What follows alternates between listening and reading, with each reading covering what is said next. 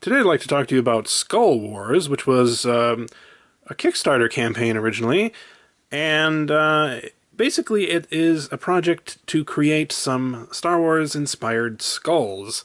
These are skulls of Star Wars creatures and characters, and it was created by a website called 3D Kit Bash, which creates quite a variety of high-quality models that you can purchase and print yourself.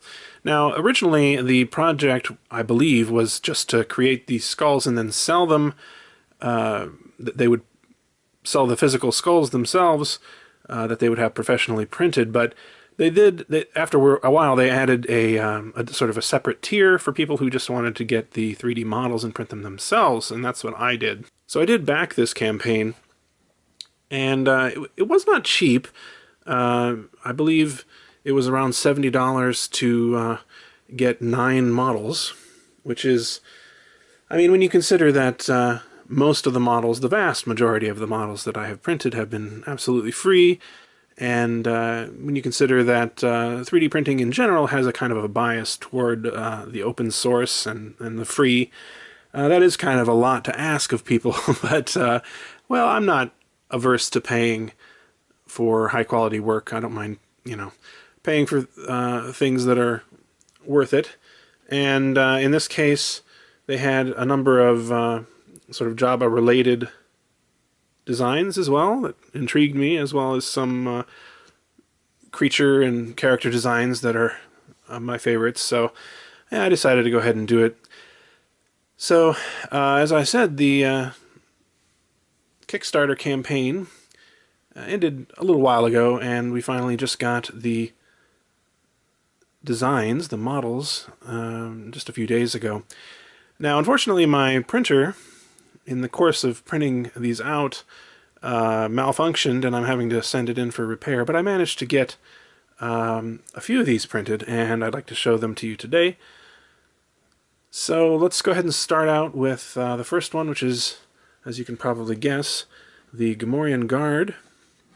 So this, now one thing I should mention is that while the skulls that they were selling, the physical skulls that they were going to be sending out to people, were of course a certain size, and they were actually relatively small for the price, $20 a piece.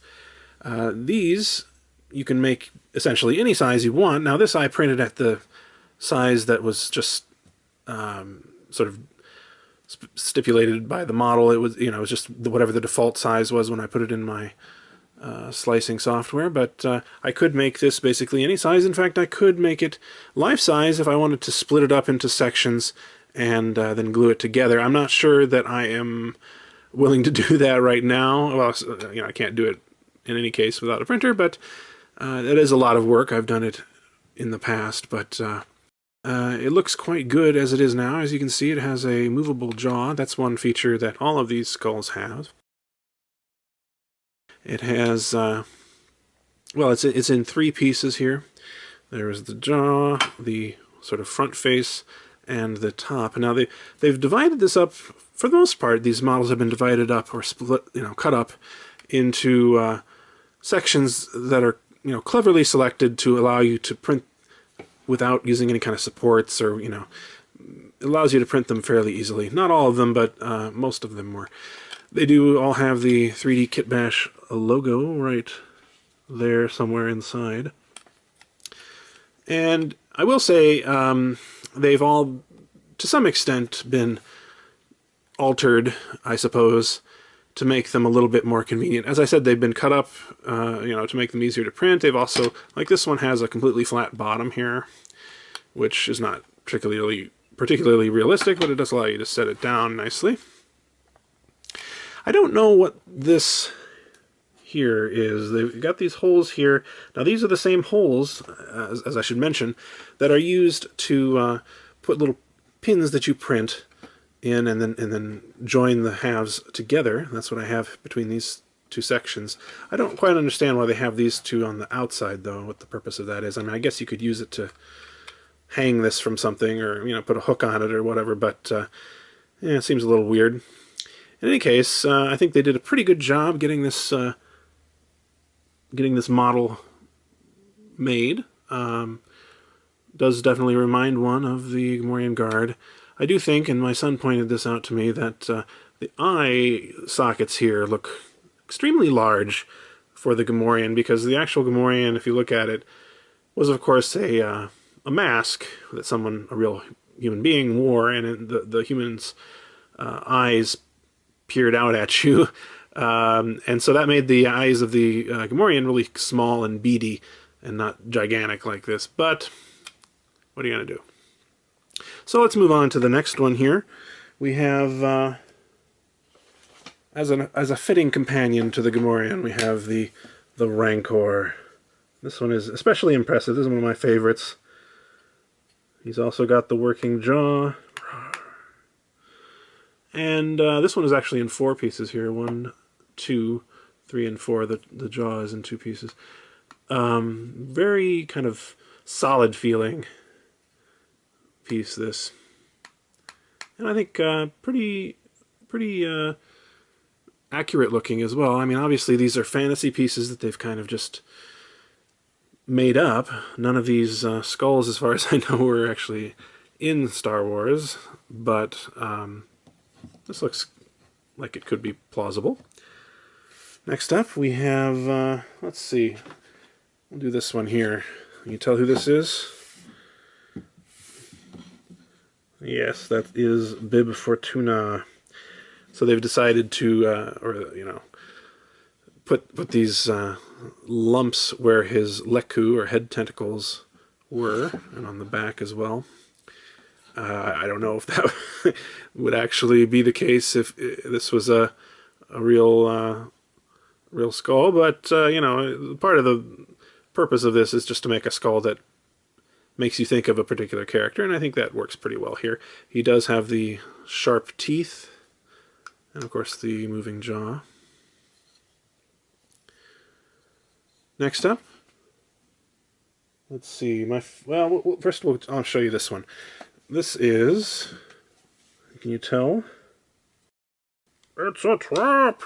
Yes, it is indeed Admiral Akbar. This is a particularly good one. They got the giant eyes. They have a jaw that's very definitely borrowing a lot from fish jaws. And, it just does remind me of Akbar quite a bit. Whether, Akbar would actually have a skeleton like this, I don't know. But I think it's certainly plausible. Alright, so the last one I'm going to show you today is perhaps my favorite, and I'll tell you why. It is this one right here.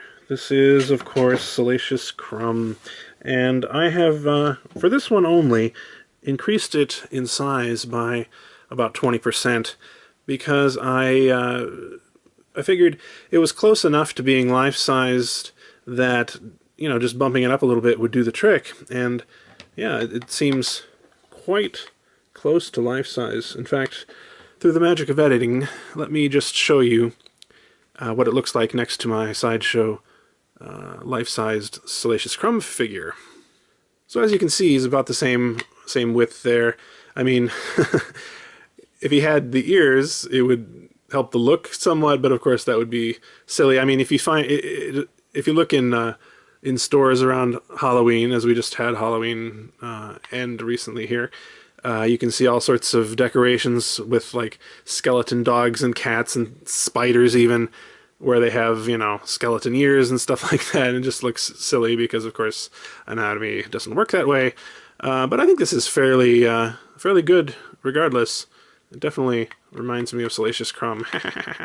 Definitely want to print the rest of these that I do have when I get my printer back working. And I might think about making a much larger one of some of these as well.